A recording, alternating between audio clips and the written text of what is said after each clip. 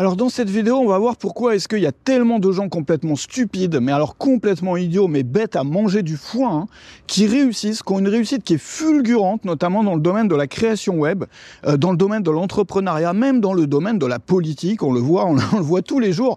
Des gens, enfin je veux dire, notre voisin moyen est plus intelligent que ces gens-là.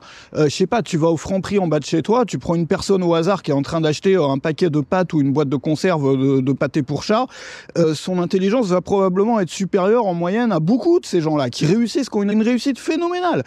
Pourquoi est-ce que ça se passe comme ça? Et pourquoi est-ce que toi, si tu es quelqu'un d'intelligent, t'arrives pas à obtenir les mêmes résultats que des gens complètement idiots, complètement stupides? C'est un truc qui peut être extrêmement frustrant. Il y a des gens qui sont là à se taper la tête contre les murs, des gens qui sont vraiment intelligents, des gens qui ont une intelligence même hors du commun, on en connaît tous. Peut-être toi, tu as une intelligence hors du commun, peut-être dans ton entourage, dans ton milieu personnel, dans ta famille. Il y a une personne ou deux personnes qui sont un peu des surdoués ou qui sont des gens qui ont un QI ultra élevé, qui ont eu des super notes à l'école, qui ont fait des très grandes études, etc. mais qui n'arrivent pas à réussir leur projet d'entrepreneuriat, leur projet professionnel. Et il n'y a rien de plus frustrant. Enfin, on se dit pourquoi est-ce que un tel qui est bête à manger du foin, il a une réussite, mais de folie et tout, il y a tous les projets qu'il entreprend, ça cartonne, et moi, qui suis pourtant intelligent, ou bien, et cette personne-là que je connais, qui est pourtant ultra intelligente, n'y arrive pas. Il doit y avoir un bug dans le système, dans la matrice, quelque part. Alors on est toujours à Timișoara en Roumanie, on va se promener un peu dans le centre et puis peut-être prolonger vers un parc derrière. Donc une ville, comme je te disais dans la dernière vidéo, extrêmement agréable à vivre. La Roumanie, c'est un pays qui n'a rien à voir avec l'image qu'on s'en fait, un pays qui est très accueillant d'ailleurs pour les entrepreneurs. Les taxes sont en train d'augmenter un peu année après année, mais il y a toujours la micro-entreprise jusqu'à 500 000 € par an de chiffre d'affaires.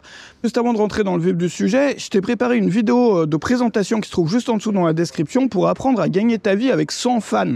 C'est-à-dire vraiment avec une micro-audience. Tu sais qu'il y a plusieurs modèles pour gagner sa vie sur le web.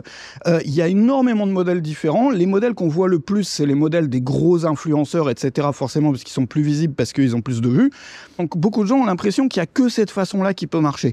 Alors qu'on peut très bien gagner sa vie avec une toute petite audience. Et donc sur cette page, dans cette vidéo, je vais te montrer notamment comment avec une audience de 8 personnes, on peut encaisser plus de 200 000 €. Donc il faut absolument que tu vois ça si toi, tu as une petite audience et tu aimerais bien décoller sans devoir attendre que tes statistiques d'audience augmentent. Donc fin de la parenthèse là-dessus, tu peux déjà charger ça dans un nouvel onglet.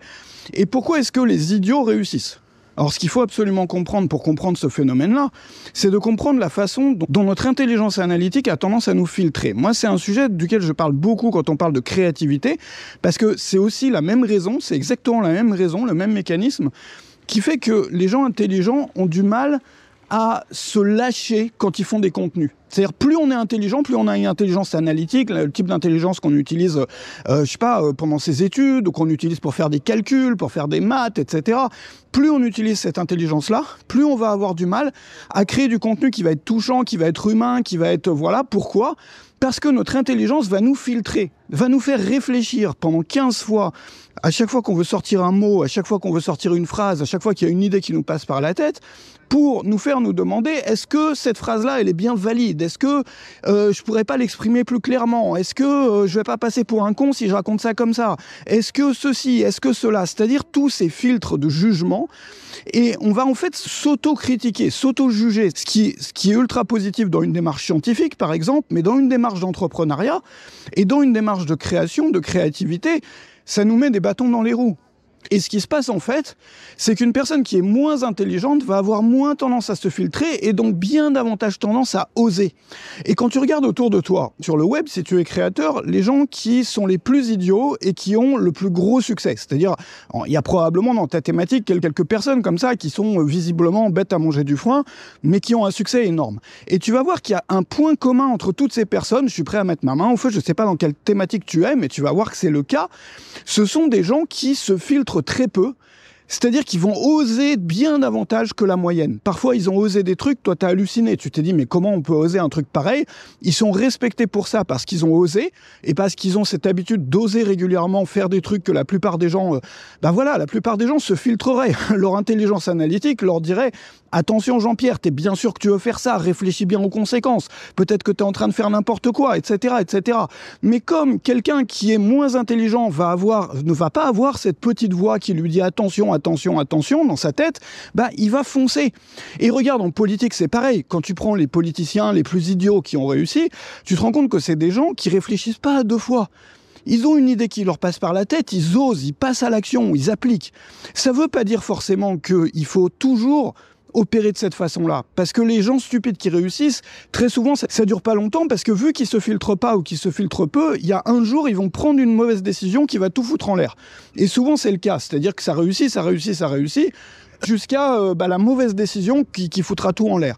Donc c'est bien d'avoir ce filtre. Le problème, c'est quand on est paralysé par ce filtre-là et qu'on n'arrive pas à mettre un pied devant l'autre, qu'on n'arrive pas à passer à l'action, qu'on n'arrive pas à oser. Attends, j'attends juste que le tram passe, qu'on va pas s'entendre. Qu'on n'arrive pas à oser, à mettre les choses sur la table, à s'exprimer, à faire son truc, quoi, finalement. Sans systématiquement se filtrer, se juger, s'autocritiquer. Et la clé, elle est là, en fait. L'idée, c'est quoi? C'est que les gens intelligents ont besoin d'apprendre à oser davantage.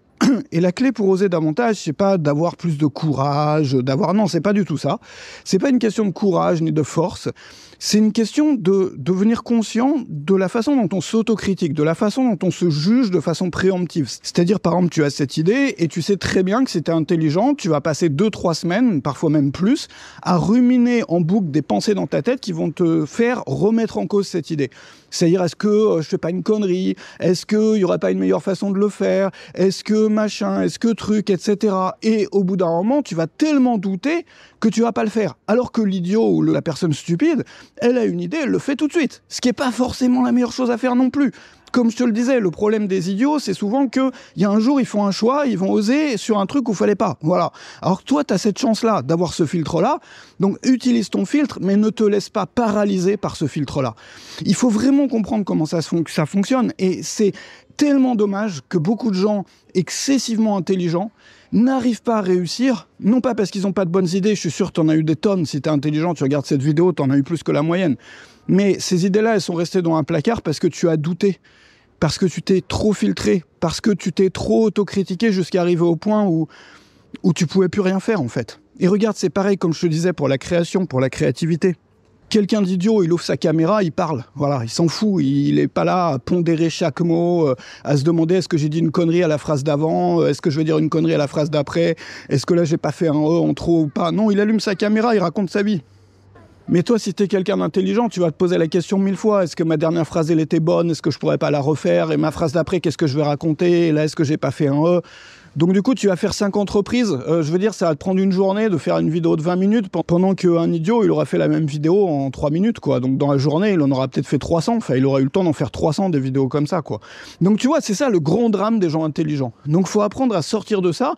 Premièrement, en étant conscient de ce mécanisme avec ces fameux filtres, et deuxièmement en arrêtant de les laisser nous paralyser. C'est bien d'avoir des filtres, mais il faut pas qu'ils nous paralysent. Il faut savoir finalement les mettre sur pause quand c'est nécessaire. Alors si tu veux continuer sur le sujet dont je te parlais, donc sur gagner sa vie avec 100 fans, avec une toute petite audience, une audience ridicule, je t'ai préparé cette présentation qui se trouve dans la description, à laquelle tu accèdes en t'inscrivant tout de suite à la newsletter, donc tu vas recevoir ça. Tu vas obtenir des pistes, tu vas obtenir des méthodologies, des stratégies qui te permettent, enfin en fait c'est une façon complètement différente et complètement nouvelle de voir le business en ligne. C'est-à-dire qu'il te suffit d'avoir 100 fans, ou si tu fais des vidéos, d'avoir une cinquantaine de vues par vidéo pour pouvoir gagner ta vie et très bien la gagner. Tu sais, moi par exemple, pendant des années, j'avais à peu près 400 vues sur mes vidéos YouTube et il y avait beaucoup de mois où je dépassais les 40 000 euros de chiffre d'affaires par mois. Ça veut dire que même avec 40 vues, tu peux avoir l'équivalent d'un salaire de cadre supérieur, à condition de ne pas recopier les modèles de business des gros. C'est-à-dire quand on est petit, quand on a une petite audience, on ne peut pas structurer son business de la même façon que les gros influenceurs, les gros youtubeurs et tout. Et ça, c'est la grande erreur qui empêche tellement de personnes de réussir avec une petite audience. Donc si tu veux savoir comment faire, ça se trouve dans la description. Et moi, je vais continuer ma petite balade. Merci à toi d'avoir marché avec moi aujourd'hui.